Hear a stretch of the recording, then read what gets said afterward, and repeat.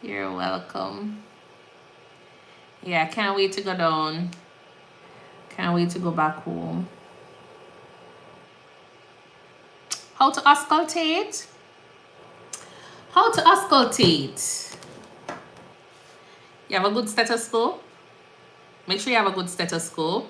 All right. And what else can I say? Make sure you clean out your ears good. So you can listen.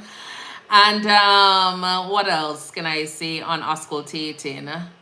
Have you been watching any YouTube videos?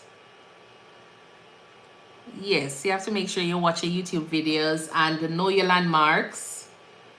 Know what you're listening for. You have to actually know what sounds you're listening for.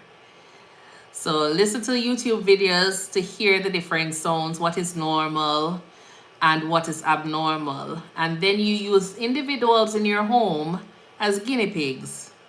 And then from there, you try to hear those sounds, the normal sounds. All right, so if you have any children home, you try to use those individuals as your pediatric clients to hear different heart sounds, bowel sounds, and it's the same thing for your adults.